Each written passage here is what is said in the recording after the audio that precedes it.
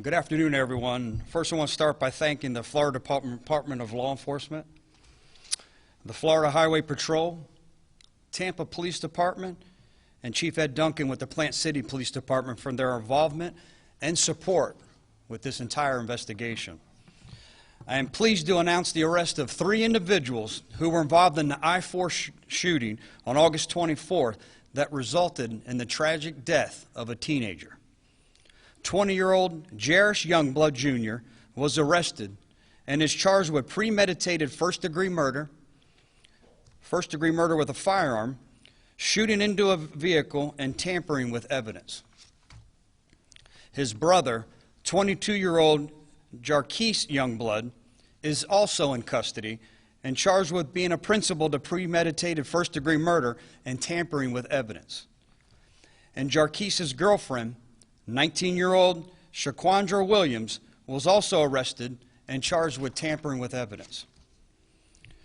Just before 3:30 p.m. on August 24th, drivers on I-4 near Branch Forbes Road in Plant City frantically called 911 and reported seeing someone in a gold Ford Taurus shooting at another vehicle.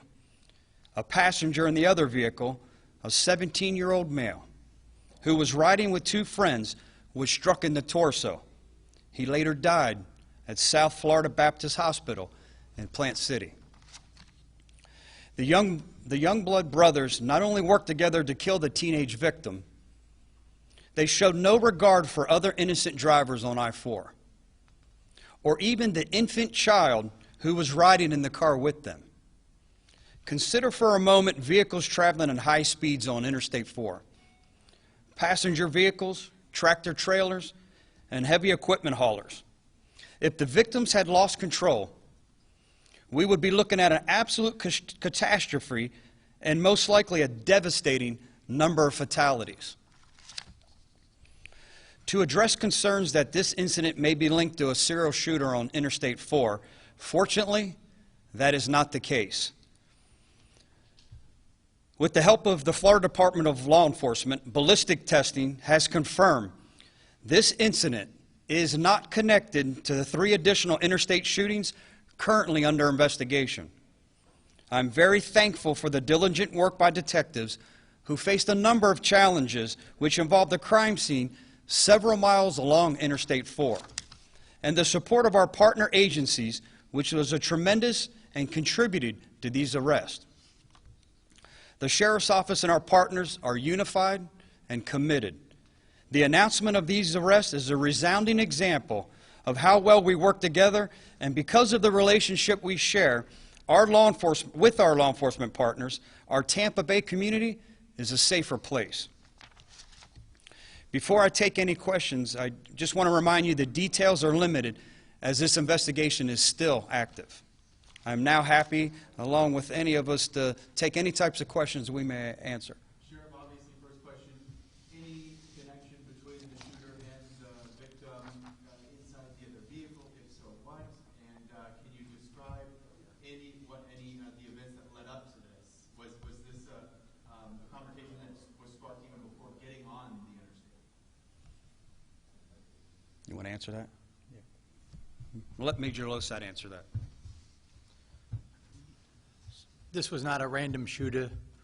The victims were targeted in this case.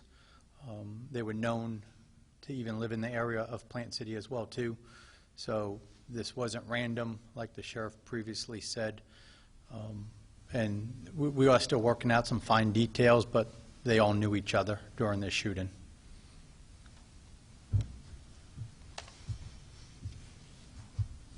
Why did the brothers target the teen? Can you say or no?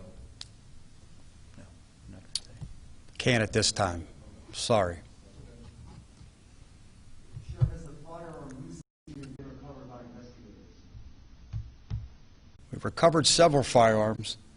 Was that one recovered? Not that specific one. Not that specific one, but due to, the diligent work of detectives with all the police departments and FDLE, there were some searches that were done. We did recover several firearms, not the one that was used in this particular incident. And when did deputies take these suspects into custody? Was there an incident during the arrest? No incident at all. One was already in jail up in Osceola County. Matter of fact, he is in custody for, I believe, a second-degree homicide by the Tampa Police Department, so he was arrested on the warrant. The other 2 arrests were made without incident. Sheriff, could you describe the relationship between the victims? Were they friends, family, acquaintances? I'll leave it at acquaintances. Apparently, obviously, some type of beef.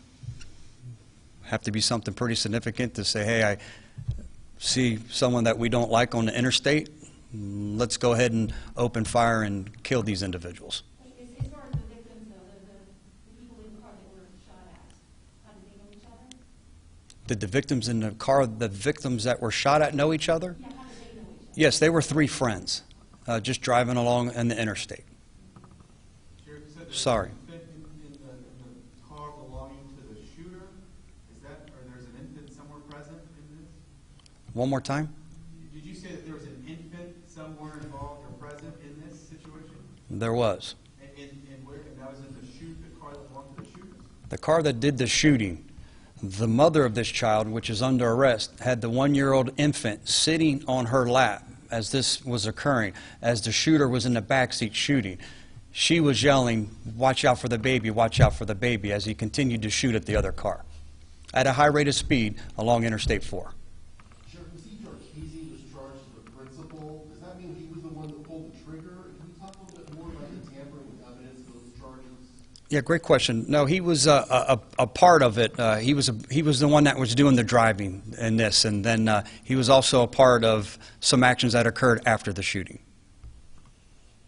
Any other questions? Yeah, and finally, any reason to believe that these group, the brothers here, or the connected, the victims group, would they be involved in any organized crime groups, gangs, et cetera, anything like that that are known to you guys?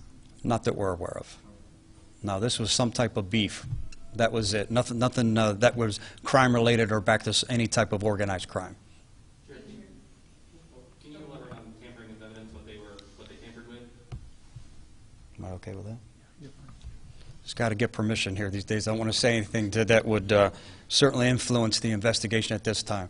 When we asked Mr. Losat when this happened, I remember, I-4 is any time of day already one of the most dangerous interstates in the state, let alone the country. When you add the traffic to what this, can you just once again speak to how this could have gone sideways and a lot worse? There's no doubt, because of the speed, the number of cars on Interstate 4, if the victim would have lost control of that car and struck other cars and started a chain reaction, this tragic day could have turned into a catastrophic day. Back to answer your question, the tampering with physical evidence is the disposal of the car, wiping down the car with bleach, and then taking the car and actually taking it to a junkyard to have it disposed. Thank you, Sheriff. Thank you, everyone.